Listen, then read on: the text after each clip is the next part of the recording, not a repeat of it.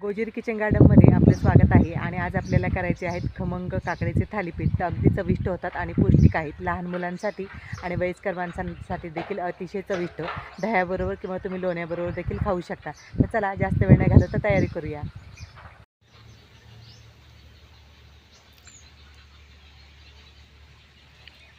पीठ करण्यासाठी आपण इथे काकडी घेतलेली आहे आणि काकडी स्वच्छ अशी धुवून घेतलेली आहे.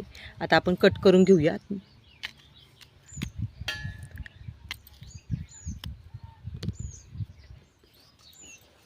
आणि काकडी आपल्याला किसून घ्यायची आहे. तर काकडी किसताना आपण यावरची साल काढणार नाही, कारण का सालीमध्ये भरपूर असं पोषक तत्व असतात. त्याच्यामुळे आपण सालीसकटच किसून घेणार आहोत.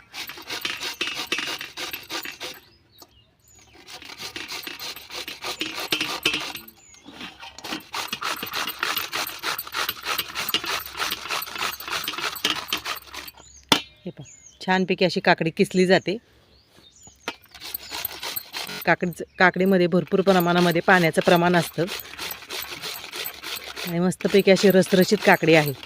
तर उन्हाळ्याच्या दिवसामध्ये अशी काकडी ही आपल्याला खाल्ली गेली पाहिजे, कारण की थंडावा असतो एक काकडीमध्ये आणि वेगवेगळे पदार्थ आपण करून खाऊ घालू शकतो. आपली काकडी सर्व इथे किसून झालेली आहे आणि अगदी साधी सोपी रेसिपी आहे, पटकन करता येते. आणि तर उन्हाळ्याच्या दिवसामध्ये भरपूर आपली काकडी असतेच प्रत्येकाच्या घरामध्ये.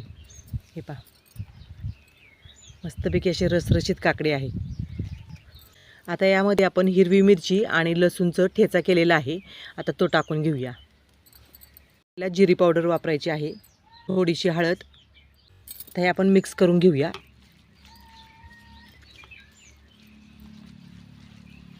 पहा किती पाणी सुटलं आहे.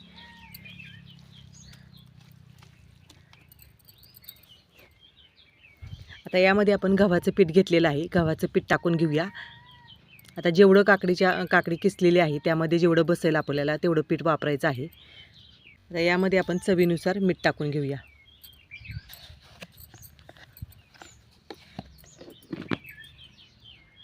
थोडेसे तीळ टाकूया गावरान. आणि मस्तपैकी अशी परसबागेमधली ताजी अशी कोथिंबीर आहे आणि इतका सुगंध येत आहे. मस्तपैकी अशी गावरान कोथिंबीर असल्यामुळे चव खूप छान लागते. आता हे सर्व पीठ आपल्याला मळून घ्यायचं आहे. तर यामध्ये आपल्याला पाण्याचा वापर अजिबात करायचा नाही, कारण काकडीमध्ये भरपूर पाणी आहे. त्यामध्येच हे पीठ आपल्याला मळून घ्यायचं आहे.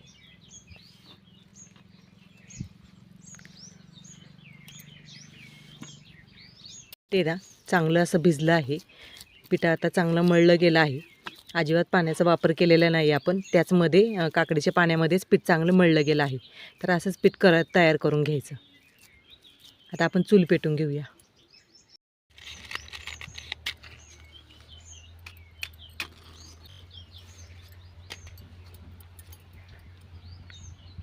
ठेवून घेऊया.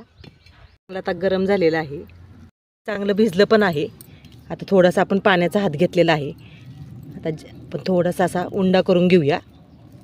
जेवढं आपल्याला लहान मोठं थालीपीठ टाकायचं आहे त्या पद्धतीमध्ये. हे पहा, तेल टाकून घेऊया. तेल थोडंसं आपल्याला पसरून घ्यायचं आहे. अशा पद्धतीमध्ये आपण उंडा केलेला आहे. पीठ थापूया. थोडासा पाण्याचा हात घ्यायचा आणि मग थापायचं, म्हणजे चिटकणार नाही. आणि गव्हाचं पीठ असल्यामुळे कसं थोडंसं पौष्टिक देखील आहेत आणि थोडंसं पाण्याचा हात लावावा लागतं, मग म्हणजे चिटकत पण नाही हाताला आपल्या पीठ अजिबात.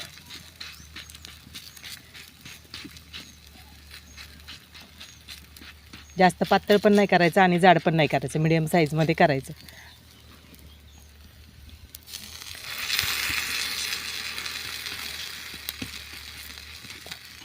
मध्ये आपण थोडंसं होल करूया. तेल सोडूया मध्ये, साईडने थोडी सोडूया, म्हणजे खाली चिटकणार देखील नाही आणि पटकन निघलं जाईल आपलं थालीपीठ. आणि खूप चवीला छान होतं बरं का. आता पलटून घेऊया आपण. आता मस्त झालं. पलटून घेऊया. आणि एकदा तेल लावलं की परत तेल लावायची गरज नाही. अगदी कमी तेलामध्ये पौष्टिक असे आपले गव्हाचे थालीपीठ होतात काकडीचे. तर आता आलटीपलटी करून चांगलं आपण शेकून घेऊया आणि मऊ लुसलुशीत होतात खायला. वयस्कर माणसं देखील खूप छान खाऊ शकतात. झालेलं आहे. आता काढून घेऊया आपण. हे बघा, दोन्ही बाजूनी छानपैकी असं शेकलं गेलं आहे. काढून घेऊया आपण. हे पहा.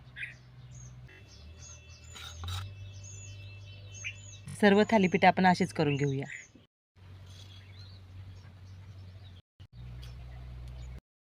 तर आपले काकडीचे थालीपीठ येथे तयार झालेले आहे.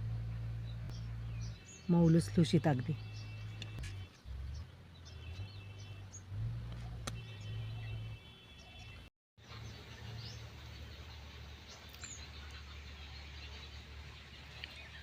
आपले काकडीचे थालीपीठ येथे तयार झालेले आहेत आणि मस्तपैकी दह्याबरोबर खायचे बरं का, एक नंबर लागतात.